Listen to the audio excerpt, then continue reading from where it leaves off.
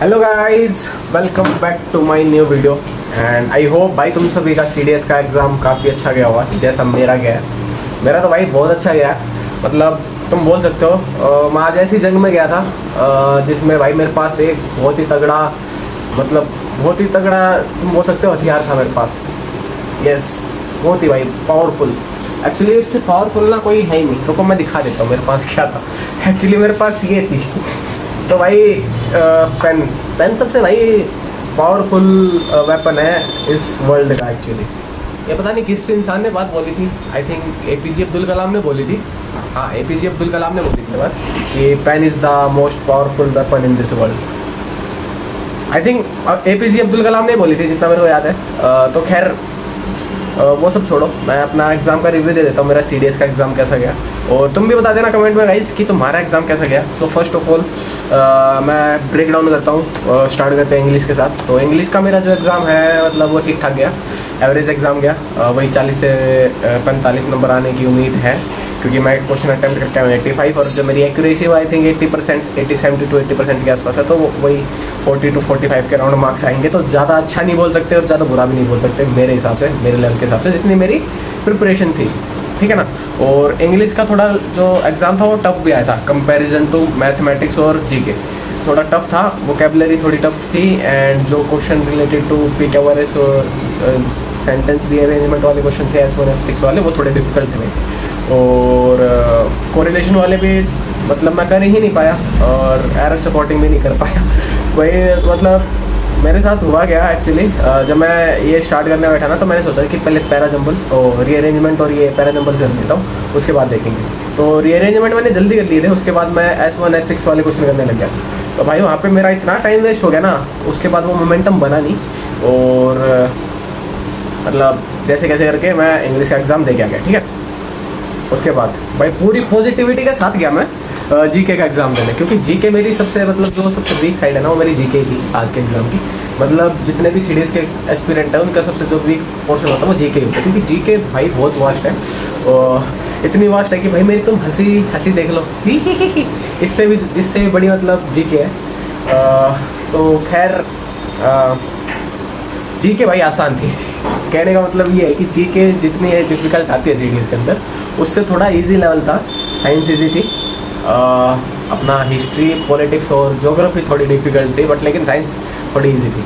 Science अगर compare करें पिछले बार के एग्ज़ाम से तो साइंस इजी थी। तो इसमें भी मैं मतलब इसमें क्या करके आया हूँ मैं मतलब मैंने पहले आधे घंटे में देख लिया था कि भाई मेरे जितने क्वेश्चन हो गए ना हो गए, तो मेरे इतने ज़्यादा क्वेश्चन हुए नहीं थे। तो मैंने फिर चलाया दिमाग, मैंने सोचा यार देखो इतने में वैसे भी क्लियर नहीं होना है, तो इससे अच्छा ओवर अटैम्प्ट ही कर दूँ।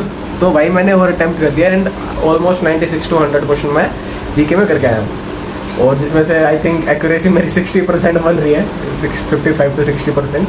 तो देर आर लेस चांसेस कि भाई मैं क्वालिफाई भी कर पाऊँ GK का एग्ज़ाम।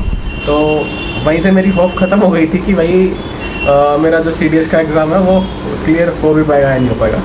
बट फिर भी मैं मतलब अपने मन को संतुष्टि देने के लिए, क्योंकि 1 घंटे में नहीं पता चलता है, 1 घंटे में तुम सारे क्वेश्चन नहीं देख सकते हो, वो तो तुम भाई आगे पता चलता है कि भाई तुमने कौन सा क्वेश्चन किया है, और फिर मतलब जो वो गैप होता है उसमें तुम नहीं कर पाते हो, एवेलुएट नहीं कर पाते हो। तो फिर मैं मैथ का मतलब वो देने चला गया पॉजिटिविटी के साथ, उसी पॉजिटिविटी के साथ जो जैसी मेरी इंग्लिश में थी, जैसी मेरी GK में थी। इवन इतना बेकार पेपर होने के बाद भाई मेरे को एक जो मतलब मेरे मन को ना भाई संतुष्टि ये थी कि भाई मैं हार नहीं मान रहा हूँ, ठीक है ना।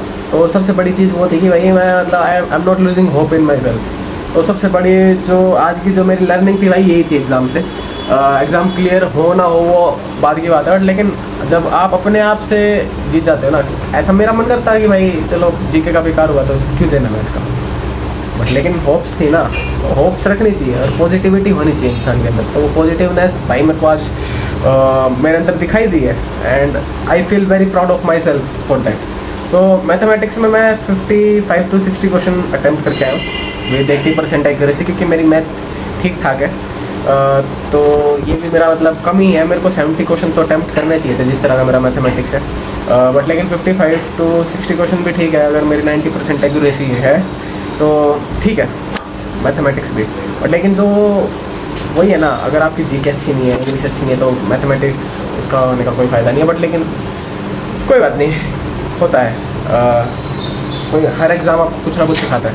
अब यू नो सबसे बड़ी चीज़ है ना भाई, मेरे को मज़ा आ रहा है। मतलब इतने पिछले आप बोल सकते हो 1 महीने में मैं 4 एग्ज़ाम दे चुका हूँ, FCAT, IBPS, HSC, CET, CDS, and कल मेरा 5th एग्ज़ाम हो जाएगा, SSC CGL का एग्ज़ाम देने जा रहा हूँ। और बाय द वे मेरा गुड़गांव सेंटर था जो कि अब चेंज हो गया, दिल्ली हो गया। अब पता नहीं भाई, क्या पता कल जाके वहाँ पे जाके पता चले कि भाई दिल्ली भी सेंटर नहीं है, जैसा मतलब CPO के एग्ज़ाम में हुआ था, सिलेक्शन पोस्ट के एग्ज़ाम में हुआ था, सॉरी। तो ऐसा कुछ ना हो जाए भाई। बाकी CGL तो और भी, CDS से तो थोड़ा टफ है CGL, क्योंकि वहाँ पे तुम्हारी टाइमिंग बहुत मैटर करती है। 1 घंटे में भाई तुम्हें 100 क्वेश्चन करने होते हैं। यहाँ पे तुम 120 मिनट में 100 क्वेश्चन करते हो, वहाँ पे तुम्हें 60 मिनट में 100 क्वेश्चन करने होते हैं। तो CGL है डिफ़िकल्ट। तो देखते भाई कैसा होगा। बट लेकिन भाई मेरे को ना अब मज़ा आ रहा है सॉरी फॉर द इनकन्वीनियंस। तो भाई मेरे को ना अभी मज़ा आ रहा है, बहुत ज़्यादा मज़ा आ रहा है, क्योंकि भाई मैं जितने एग्ज़ाम दे रहा हूँ ना, मेरे अंदर भाई एक आग जल रही है भाई, मैं क्यों नहीं कर पा रहा हूँ इन एग्ज़ाम्स को क्लियर।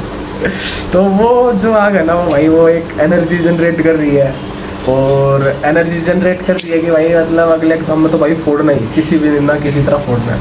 तो भाई अब जितने भी अगले आने वाले एग्ज़ाम थे ना, जैसे अब इन्वेस्टिगेशन ब्यूरो का एग्ज़ाम है मेरा 18 तारीख को, उसमें भी भाई एक पॉजिटिविटी के साथ जाने वाला हूँ मैं हर एग्ज़ाम में ना। तो वो मेरे को काफ़ी अच्छा लग रहा है, और भाई मेरे को काफ़ी चीज़ें सीखने को मिल रही है। Well one more thing I want to say, well thanks, मतलब भाई मैं मतलब अभी ठीक टाइम पे घर पे पहुंच गया हूँ। तो चाचा जी की वजह से पहुंचा हूँ, क्योंकि वो सुबह मेरे को लेकर गए, और वहाँ पे 6 घंटे भाई देखो, 6 घंटे पेपर करना और 6 घंटे खाली बैठना, 6 घंटे से ज़्यादा खाली बैठना इज़ वेरी डिफ़िकल्ट टास्क। तो भाई उनकी मेहनत थी, मेरी मेहनत थी जो आज लगी है। खैर 6 घंटे का मैंने इससे पहले कोई एग्ज़ाम दिया नहीं था, तो भाई वो इंटेंसिटी रहती नहीं है 6 घंटे के एग्ज़ाम में, जो तुम्हारी पहले 2 घंटे में रहती है। जो इंग्लिश के एग्ज़ाम में इंटेंसिटी थी वो मेरे भाई आखिरी के 6 घंटे तक नहीं थी, मैं बता रहा हूँ, क्योंकि मैंने 6 घंटे का कोई एग्ज़ाम दिया नहीं इससे पहले। तो कोई बात नहीं, अब जैसा भी हुआ अच्छा हुआ है। और कट ऑफ की बात कर लेता हूँ, कट ऑफ भी बता देता हूँ। देखो जैसा इंग्लिश और मैथमेटिक्स, जैसा इंग्लिश और मैथमेटिक्स और जीके का लेवल था, तो तुम्हारी जो AFA की कट ऑफ है वही 140 के अराउंड घूमेगी, और IMA की कट ऑफ 130 to 40, और INA की तुम्हें पता है 120 से 135 के अराउंड घूमने वाली है। 120 से 140 मतलब ये स्कोर होना चाहिए अगर आपको INA, IMA, AFA कुछ भी चूज़ करना है। उसके अलावा OTA की भाई 100+ जाएगी कट ऑफ, क्योंकि बेशक इंग्लिश टफ थी बट लेकिन जीके आसान थी, तो 100 के अराउंड कट ऑफ जाने वाली है। आई थिंक 95 भी चली जाएगी मेरे हिसाब से, 100 नहीं जाएगी, तो 90 to 90 मतलब 90 to 100 के बीच में कट ऑफ जाने वाली है OTA की, ठीक है ना। तो जिसका भाई इतना स्कोर बन रहा तो अपनी SSB की प्रिपरेशन कर दो स्टार्ट। बाकी FCAT जिसका अच्छा रहा है वो तो कर ही रहा होगा, मेरा ठीक ठाक हुआ था। मैं फिर भी नहीं कर रहा था SSB की प्रिपरेशन, क्योंकि CDS की करनी थी, तो CDS की प्रिपरेशन की है। अब देखो SSB की प्रिपरेशन अभी भी नहीं हो पाएगी, क्योंकि अभी मेरा CGL का एग्ज़ाम है, इन्वेस्टिगेशन ब्यूरो का एग्ज़ाम है, उसके बाद मतलब अगले 2 महीने में भाई मेरे हैं 4-5 एग्ज़ाम और हैं। तो भाई मतलब मज़ा आने वाला है, ठीक है ना। तो कट ऑफ वगैरह मैंने बता दी है। ये मेरा एक्सपीरियंस था, और हेक्टिक था थोड़ा 6 घंटे बैठना, बट लेकिन ये भाई लाइफ का पार्ट है। और भाई अगर तुम इन सब चीज़ों को फेस कर, मतलब देखो यार, अब मेरी लाइफ ऐसी हो चुकी है ना, 4-5 घंटे डेली ट्रैवल कर रहा हूँ, उसके साथ साथ पढ़ाई कर रहा हूँ, तो चीज़ें हेक्टिक हो जाती है। बट लेकिन भाई वो जो जब तुम वो करते हो ना, तुम्हें कुछ चीज़ याद होती है, कंसेप्ट तुम्हारे माइंड में बैठने लगते हैं, वो जो मज़ा आता है भाई, मैं भाई मतलब खुश हो जाता है। और जब वो क्वेश्चन आते हैं, जैसे आज कुछ कंसेप्ट जो मैं पढ़ के गया था मेरे क्वेश्चन आए, तो भाई मज़ा आ गया वो करके ना। तो ऐसी फीलिंग्स अभी मैं चाहता हूँ कि भाई मेरे को आए। और इस साल पता नहीं कितने मैं एग्ज़ाम निकाल पाऊँगा, बट लेकिन नेक्स्ट ईयर का मेरा टारगेट है 4 से 5 एग्ज़ाम मेरे को निकालने हैं। और हर किसी का एग्ज़ाम निकालना, बैंकिंग का हो, CDS का हो, और FCAT का हो, CGL हो, स्टेट एग्ज़ाम हो, सारे निकालूंगा भाई। और इसी पॉजिटिविटी के साथ आज का जो ब्लॉग है वो एंड करता हूँ। थोड़ी पॉजिटिविटी तो नहीं, हेक्टिकनेस दिख रही होगी, क्योंकि भाई ट्रैवल किया है, पेपर दिया है, तो थोड़ी हेक्टिकनेस दिख रही होगी, बट लेकिन कोई बात नहीं। आज के लिए इतना ही। नमस्कार जवानों, जय हिंद, वंदे मातरम, जय भारत। मिलते हैं नेक्स्ट वीडियो में।